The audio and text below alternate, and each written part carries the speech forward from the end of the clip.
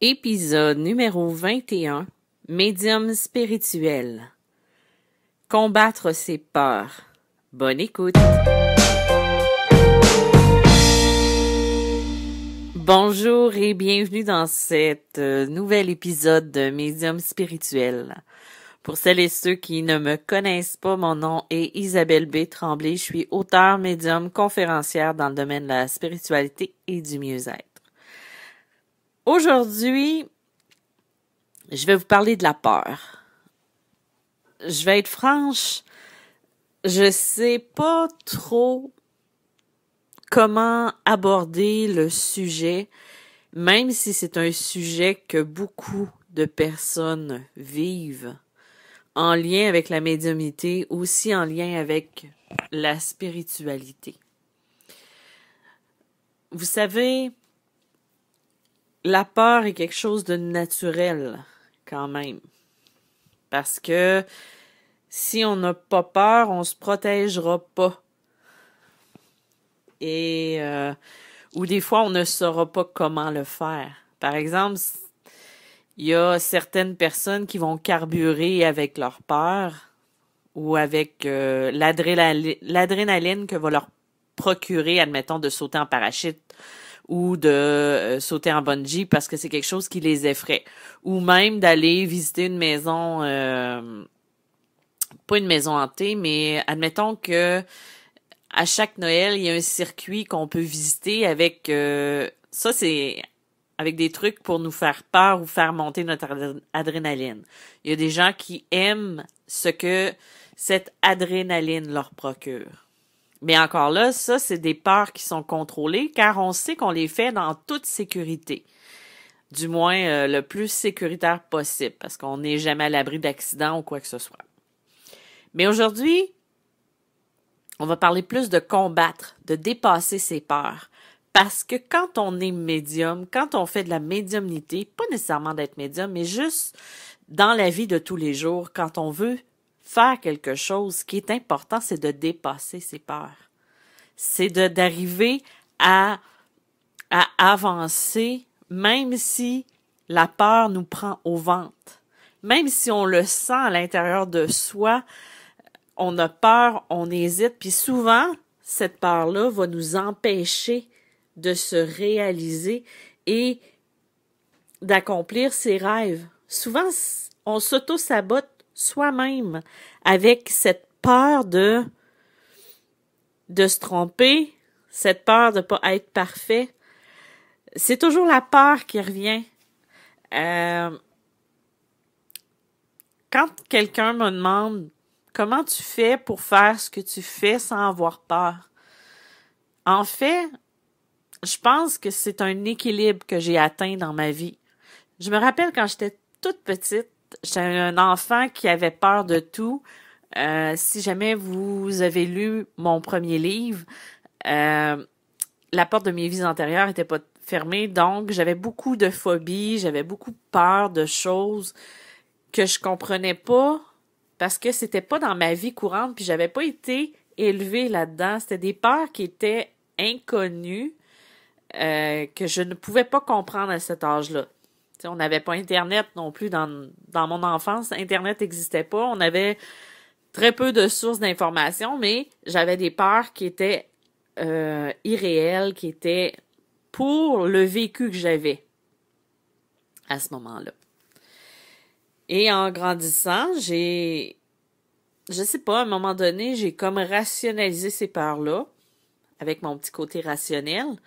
Et aujourd'hui, c'est sûr que j'ai encore certaines craintes, mais souvent, c'est des craintes que je vais être capable de rationaliser.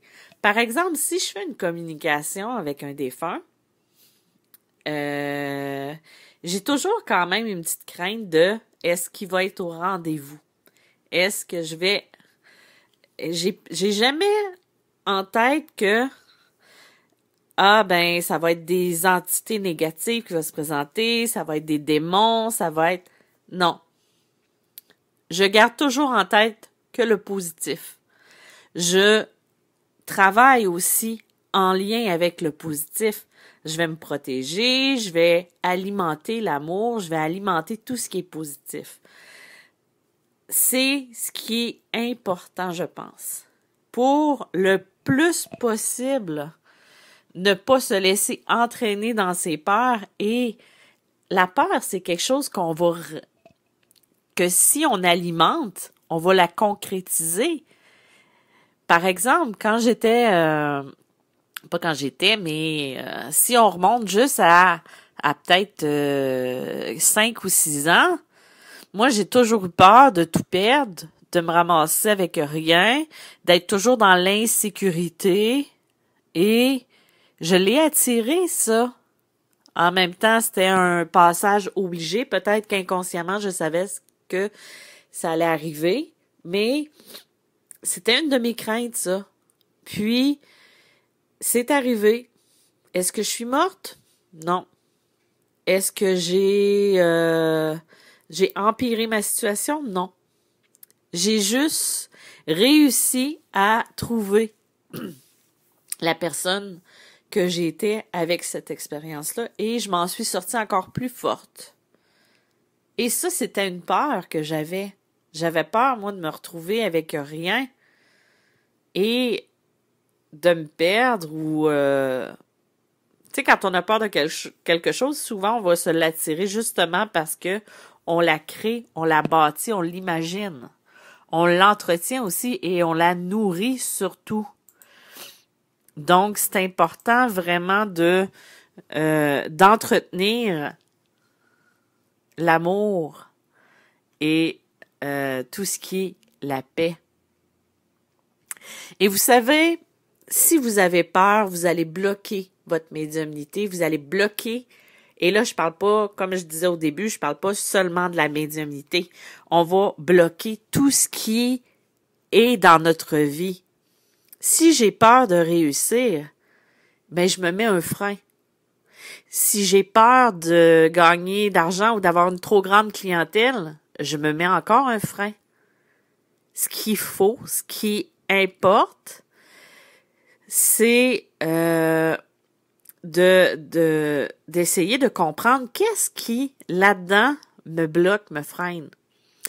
Il y a 3 ans, quand j'ai sorti mon premier livre, j'avais arrêté de donner des consultations pendant quelques mois parce que la peur me paralysait complètement. J'étais complètement paralysée par la peur. J'avais peur de me tromper. J'avais peur de pas donner assez. J'avais peur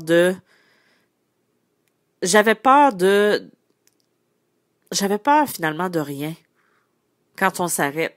Mais pour moi, c'était quelque chose qui venait me donner de l'anxiété, qui venait me paralyser parce que je voulais plus parce que moi, j'avais l'impression de me mettre en danger, d'avoir l'impression que je partais de rien et que je réalisais rien. Et il y a je me suis tournée vers quelqu'un à qui j'ai parlé de ce que je ressentais, tout ça, et elle m'a fait rationaliser ma peur. Elle m'a demandé, elle a dit, qu'est-ce qui va arriver de pire si tu te trompes ou si il y a quelque chose qui fonctionne pas. Et là, je lui donnais ma réponse, puis elle me disait, c'est le pire qui puisse arriver. Puis là, moi, je répondais comme, ouais. Parce que je voyais pas, tu sais, il y a personne qui allait mourir, il y a personne qui allait tomber malade. Elle a dit, mais elle m'a comme fait réaliser en me posant ces questions-là que le pire, c'était pas grave. C'était pas, je mettais la vie de personne en danger, et c'était tout simple. Tu sais, c'est quand on prend le temps de rationaliser, un peu comme la même chose quand on a peur de ces voix qu'on va entendre en clairaudience. Quand on a peur, des fois, je me rappelle quand j'étais petite, c'est arrivé une fois, je m'étais endormie sur le divan dans le salon, et je me rappelle, c'était quelqu'un qui m'avait dit ça, une amie d'enfance qui m'avait dit que dans le salon qu'on avait, on avait une vieille maison qui était encore habitée par l'esprit de la femme qui restait là avant. Le salon était un endroit où on exposait les défunts. Il y a très très longtemps, avant qu'existent les funérariums, je vais l'avoir. Et et j'étais restée avec une petite crainte, mais dans cette pièce-là, je me rappelle, une fois, je m'étais endormie, je devais avoir à peu près 7 ou 8 ans, et je m'étais réveillée en sursaut, parce que j'avais entendu dans mon oreille quelqu'un qui me disait « Hey, toi, qu'est-ce que tu fais là? » Et je m'étais ouvert les yeux, j'avais entendu un petit peu parce que je voulais pas voir qu'est-ce qui était devant moi. Et j'étais montée à la course dans mon lit. Et j'ai jamais pu faire ça, me coucher dans ce salon-là. Maintenant, c'est purifié tout ça, parce que c'est la maison quand même encore de mes parents. Mais à ce moment-là, j'avais tellement eu peur. Je ne comprenais pas ce que je vivais, là.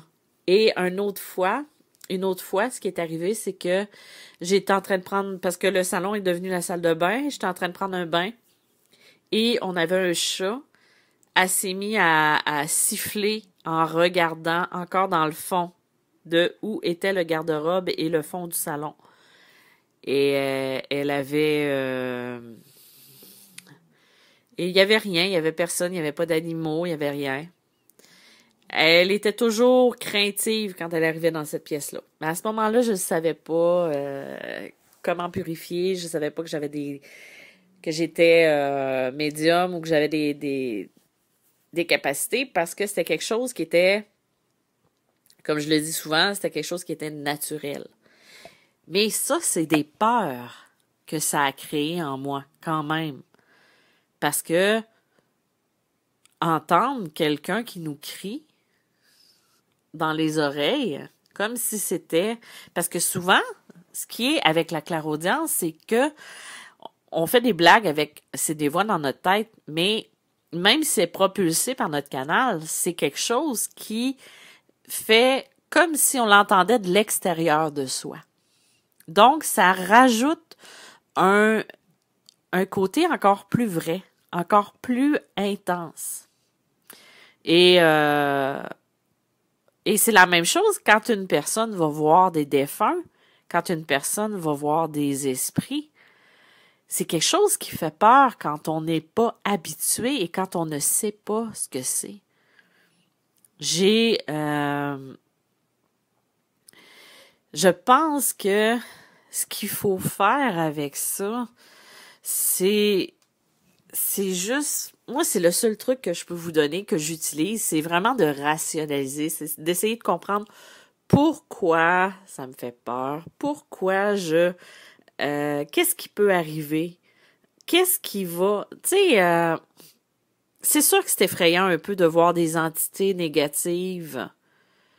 Ben, pas de voir les entités négatives, mais d'avoir peur de voir ces entités négatives. Mais comme moi, je suis clairvoyante, je suis clairaudiente aussi, par ma clairvoyance, j'ai demandé à voir transmuter dans leur lumière les êtres qui sont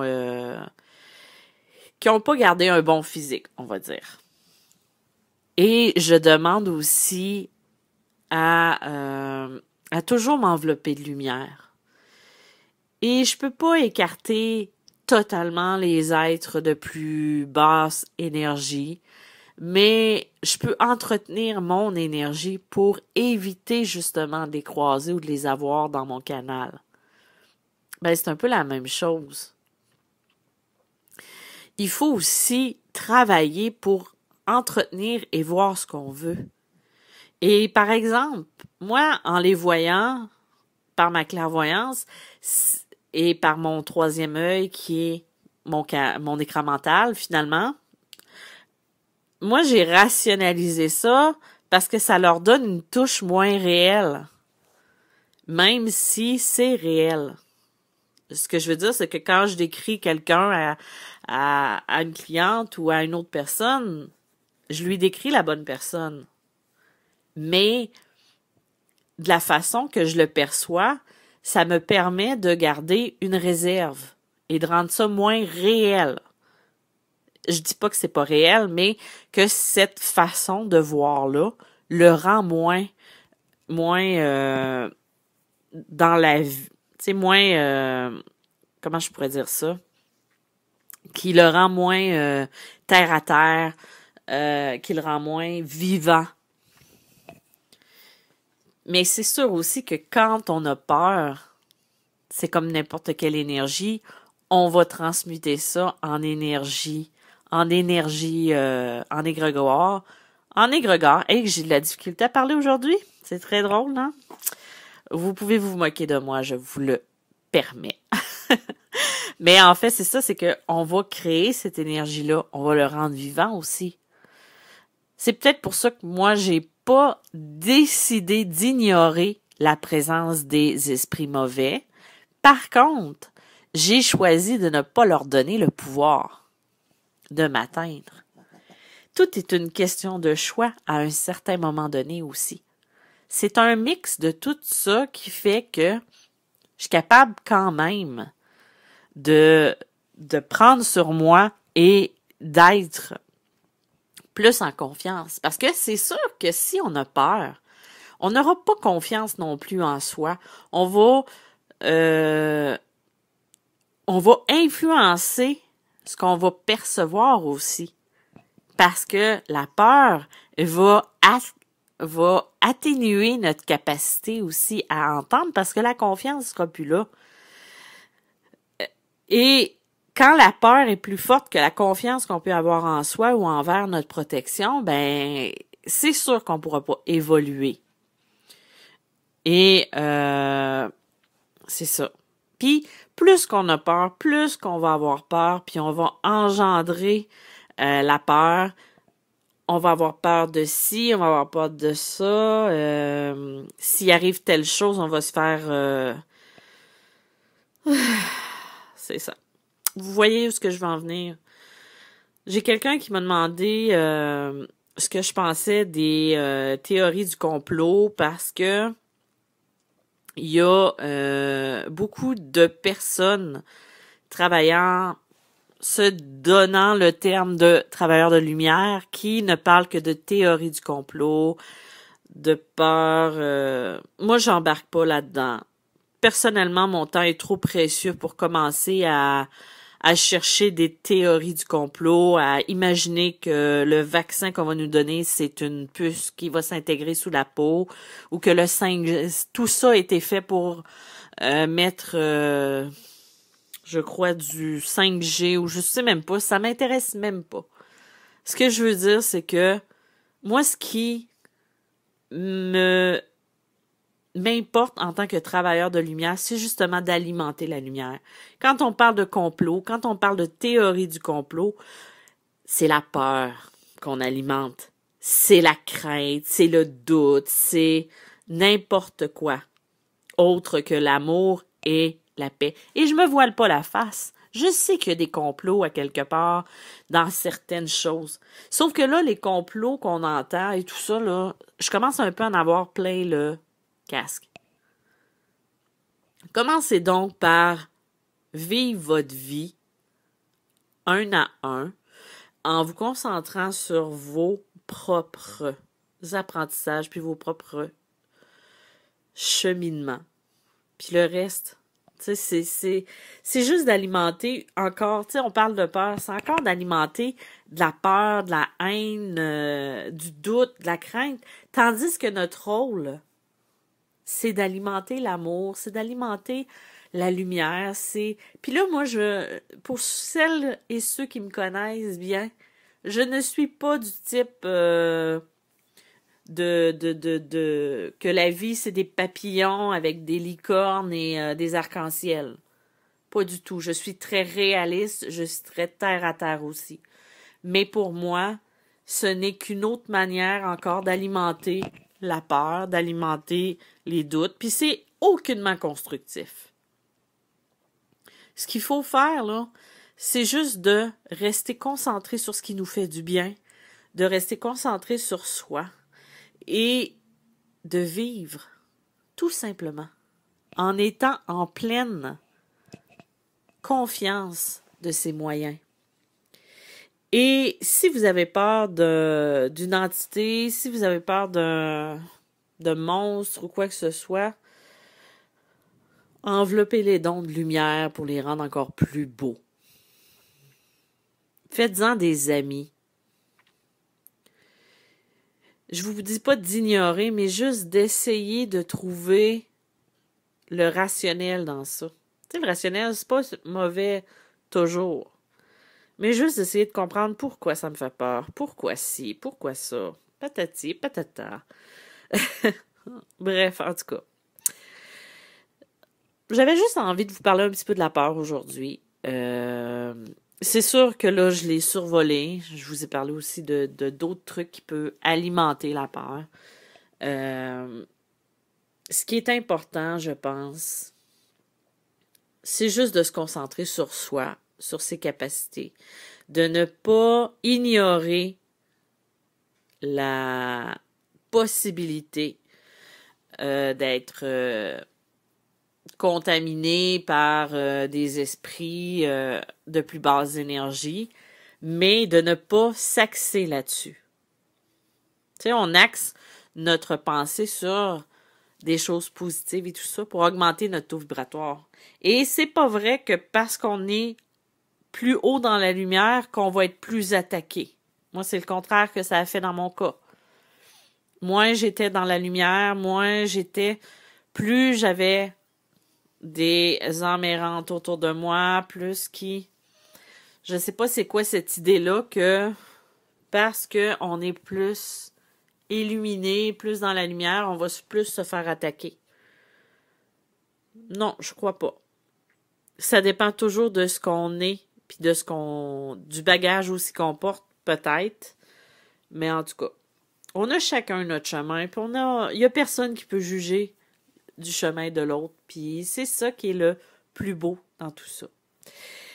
Donc voilà, c'est en gros ce que j'avais envie de vous parler aujourd'hui. Pour les prochaines semaines, ça se peut que mes podcasts soient moins longs parce que j'ai recommencé à écrire et j'essaie de me donner un petit peu plus de temps.